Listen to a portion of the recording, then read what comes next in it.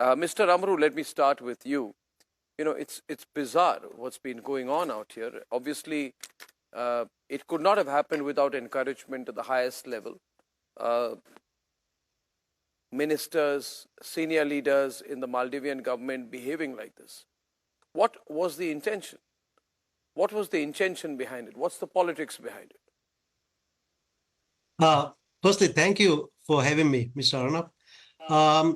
I have also, like most Maldivians, been following the recent events closely. I found it alarming, but also in this tense moment, I think we also have a space for dialogue.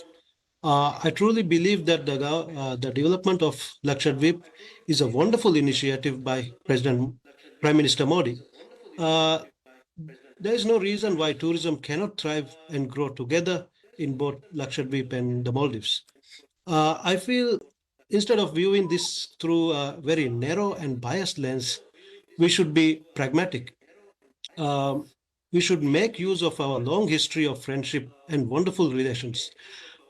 We can look at the example of perhaps Qatar and Dubai during the recent World Cup.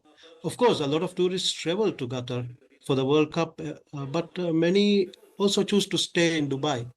So, in business, we always think of synergy and optimizing resources. This is a positive for the hospitality industry in the South Asian region. Having said that, I would sincerely like to apologize to the Indian government and especially the Indian people who have been wonderful friends and neighbors, especially in times of need. As the former managing director of the State Trading Organization, I personally witnessed India's consideration and generosity, especially in the challenging times like COVID-19. Even while the borders were closed, we were able to import staples, essential goods, medicine and medical supplies, and even vaccines from India. So India has come to our aid numerous times. Indian doctors, nurses, teachers, professionals of different fields and workers have contributed so much to our society. So the comments in question were indeed most regrettable and does not reflect the view of most Maldivians. So I do call the Maldivian government to address this issue properly and to always prioritize diplomatic channels. There will always be areas of concern, even disagreements among the countries, but there are diplomatic and proper avenues to address them. So we cannot afford to be hostile to India when Yes. India has been our steadfast ally and friend.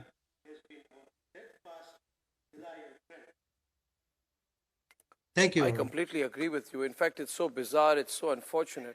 And I thank you very much for your introductory comments, Mr. Hussein Amru. Uh, Professor Madhav Nalapat, I welcome Roxana Adam, who's a member of parliament of the Maldivian Democratic Party. But before I come to you, Ms. Adam, Madhav, is it as innocent as that?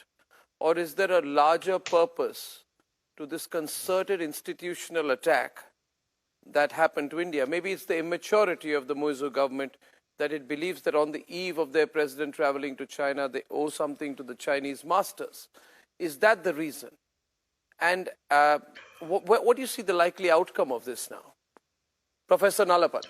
Uh, yeah, Arnab, let me remind you that when COVID ravaged the tourism industry in the Maldives and several resorts were on the verge of closing down, Yes. the Indian government, thanks to the initiative taken by Narendra Modi, Prime Minister, announced a travel bubble so that the Maldives could be exempted from COVID restrictions. And that protected and preserved the tourism industry in the Maldives. Only one of multiple examples of how India has helped the Maldives. What has Mr. Muizzu done? You see his comments. These ministry ministers have only echoed in a very mild way Muizzu's own comments against India, and I don't want to, be personal. Some personalities in India during the election campaign. In fact, what they stated is insulting, it is ridiculous, and it is a symptom, frankly, of a lack of manners, if not a lack of culture, to call other people, unclean, dirty, XYZ. I mean, what kind of people do that kind of thing, except that they themselves have some problems? So the point is very simple. The point is Muizzu, the current leader of Maldives, he is the individual who basically built a career on baiting India and belittling India and essentially dancing to the tune of the individuals whom he is now meeting in Beijing. He is taking the Maldives into a very dark space, into the Pakistan military space. Pakistan military followed the same master. And you know what happened? In the case of Maldives, ISIS had multiple Maldivian recruits, multiple. And unfortunately, Muizzu is giving wings to that kind of dark sentiment in the young Maldivian population. And this is a great problem, most of all for the Maldives. So I would like to say, Arnab, I don't believe that this so-called suspension means anything. It's a cosmetic gesture. They need to be act, and more importantly, Muizzu needs to disown the ugly, vicious comments that he has made against India throughout his election campaign. And it's not accidental that he is now in Beijing when when this kind of remark has been made, because after all, you have to dance to the tune of the master.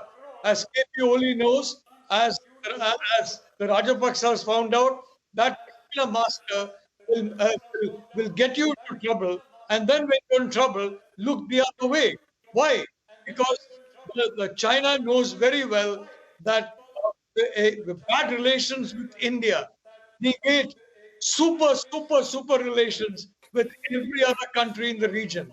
And they are now, at last, they've got aware of that. So the fact is, at the same time, they will use proxies, they will use satellites, they will use people whom they control to mount this kind of attack. And what I see from these three ministers is the inspiration come very frankly from the country that Muizzu obviously loves. And my last point, which person from a democracy will go to Maldives when it is under the control of a government that is so pro-radical and that is so pro an authoritarian Chinese Communist Party?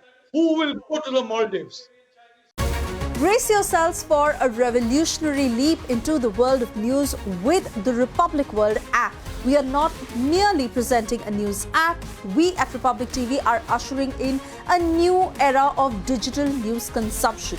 The Republic World mobile app has the essence of power of breaking news and the heartbeat of our impactful shows seamlessly integrated into a singular dynamic platform for you. Join us, viewers, in an experience that goes beyond conventional news reporting. Don't merely witness the news, become a part of it. Download the Republic World app, now available on both the Google Play Store and the Apple App Store.